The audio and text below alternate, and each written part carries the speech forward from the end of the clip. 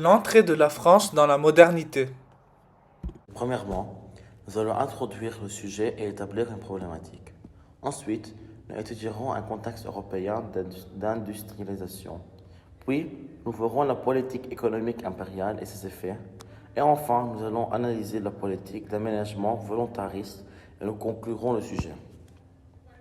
La société française du Second Empire, milieu du 19e siècle, connaît des mutations profondes liées à l'industrialisation, initiée par le Royaume-Uni et à l'urbanisation.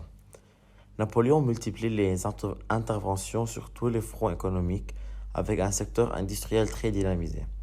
C'est une révolution commerciale avec la consommation de masse qui est accomplie avec l'ouverture des grands magasins. Et nous allons mettre en évidence que la France s'urbanise en même temps qu'elle industrialise. Pour cela, nous allons nous demander quelle mutation profonde la France connaît-elle entre 1848 et 1870. Un contexte européen d'industrialisation. Le document à gauche est un croquis réalisé par l'ingénieur écossais James Watt et a été publié dans la troisième édition de l'Encyclopédie Britannica en 1797. La machine, développée de façon progressive par James Watt entre 1763 et 1788, a été une étape importante dans la généralisation des machines à vapeur dans l'industrie. L'invention de James Watt a été un point clé de la révolution industrielle. Par exemple, elle a permis de dynamiser le textile et la sidérurgie, deux secteurs à l'origine d'une forte croissance économique. En effet, à partir des années 1760, la révolution industrielle a été déclenchée au Royaume-Uni, lui permettant de connaître ces transformations économiques rapides. L'apparition des usines regroupe donc des milliers de travailleurs venus des campagnes et est à l'origine de l'exode rural, accélérant par conséquent l'urbanisation. Ce document est intitulé History of the Cotton Manufacture in Great Britain et il a été produit en 1835 par Edward Baines. Ce document est une illustration qui est issue de la collection de la Wellcome Librairie de Londres. L'illustration montre une salle de tissage équipée de métiers à tisser mécaniques, aussi nommés power looms, en fonctionnement. Les métiers à tisser sont actionnés par une force motrice telle qu'une machine à vapeur et elle remplace le travail manuel des tisserands. La machine à tisser mécanique était une innovation importante dans l'industrie textile britannique car elle permettait de produire des tissus de manière plus rapide et plus économique que les méthodes traditionnelles. L'illustration est un témoignage visuel de l'impact de la révolution industrielle sur l'industrie textile britannique. Les machines à tisser mécaniques ont permis d'augmenter considérablement la production des textiles en réduisant les coûts de main-d'œuvre, ce qui a contribué à faire de la Grande-Bretagne la première puissance industrielle au monde au XIXe siècle. Nous pouvons donc associer ce document avec la partie A du Grand 1, une industrialisation initiée par le Royaume-Uni. Ce document est une carte extraite du manuel d'histoire première, publié par Méniard en 2019. Il se situe à la page 113. Cette carte représente les transformations sur l'espace du territoire français, ainsi que les transformations de la société française. En effet, la France entre dans la révolution industrielle de manière plus progressive, comme elle est pauvre en charbon.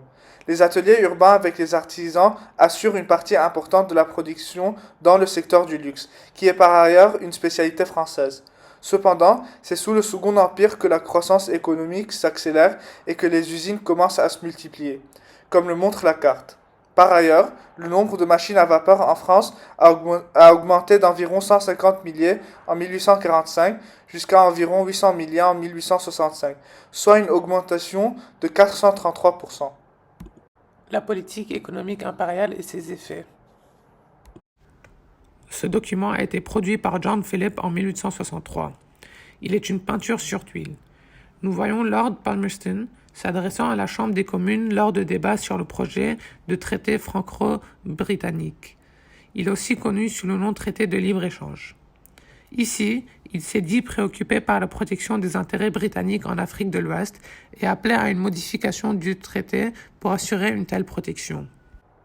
Nous avons ici une lettre écrite par Napoléon III le 5 janvier 1860, adressée au ministre d'État Achille Foult, et qui détaille le rôle de l'agriculture dans le programme économique de Napoléon III. Dans cette lettre, il explique le fait que l'agriculture en France n'est pas modernisée et que pour développer le commerce étranger par l'échange, il est indispensable d'améliorer l'agriculture. Grâce à cette lettre, nous comprenons que, d'après Napoléon III, la prospérité économique est un facteur de la paix. C'est pour cela qu'il stimule l'investissement privé en modernisant le système bancaire par la création de banques de crédit, l'usage de chèques en 1865 et la création du statut de société anonyme en 1867. Ce document est un texte intitulé Le traité de libre-échange de 1860 vu par des industriels français. Il a été écrit le 26 janvier 1862 par le rapport de la Chambre des arts et manufactures de Tourcoing. Nous pouvons associer ce document à la partie B du Grand 1, favoriser la croissance économique. Cela est une critique du traité de libre-échange. Selon les auteurs, les importations étrangères ont été extrêmement préjudiciables à l'industrie française, privant ces derniers de leurs débouchés habituels et écrasant leur compétitivité face à la concurrence étrangère. Cette situation a entraîné une crise plus violente que toutes celles qu'ils ont connues auparavant à chaque révolution politique. Les auteurs de ce document critiquent également le fait que ce traité n'offre aucune compensation aux départements de l'Empire qui ont été les plus durement touchés par cette concurrence étrangère. En outre, ils soulignent que même les régions qui ont soutenu ces traités, comme le Midi ou Lyon, ne bénéficient pas des avantages escomptés. Au contraire, ces régions subissent une diminution de leur exportation et une augmentation de leur importation. Pour généraliser, les auteurs de ce document estiment que les traités de libre-échange avec l'Angleterre et la Belgique ont fait plus de mal que de bien à l'économie française, sans réaliser les avantages économiques espérés par certains économistes. La gravure ci-dessus correspond à une vue de la chocolaterie Meunier à Noisiel. Fondée en 1816 puis implantée en 1825, cette entreprise est la première à produire des tablettes de chocolat. Elle connaît un premier essor sous le Second Empire, puisque le nombre d'ouvriers est multiplié par 6 entre le début et la fin des années 1860.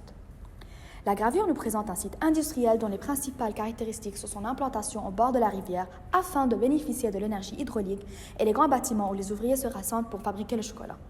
Le bâtiment le plus novateur est le moulin métallique conçu par Jules Saunier. En théorie, le bâtiment du fond correspond au logement d'ouvriers et le château à droite est celui où séjournent les propriétaires bourgeoises, la famille Meunier.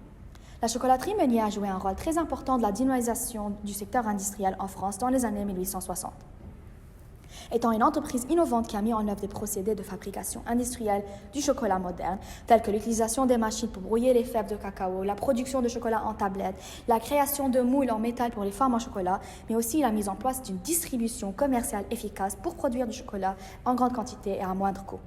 L'entreprise Meunier a également été un précurseur dans le domaine du bien-être social des travailleurs, offrant à ses employés un logement décent, un accès à l'éducation, une assistance médicale et un accès aux activités sportives. Cela a permis à l'entreprise de bénéficier d'une main-d'œuvre qualifiée et loyale, contribuant ainsi à sa croissance et à sa prospérité. Cette photographie représente le Bon Marché, un grand magasin situé au 24e rue de Sèvres, dans le 7e arrondissement de Paris. Les grands magasins du Bon Marché ont été fondés en 1838 par Aristide Bocquicot et son épouse Marguerite. Ils ont introduit des pratiques de vente révolutionnaires pour l'époque, comme les prix fixes et l'étiquetage des produits. Ils ont aussi offert des services de qualité comme des salles d'essayage et des retours gratuits. Cela a permis aux classes moyennes d'accéder à des biens auparavant réservés aux riches, contribuant ainsi à la croissance de l'économie française.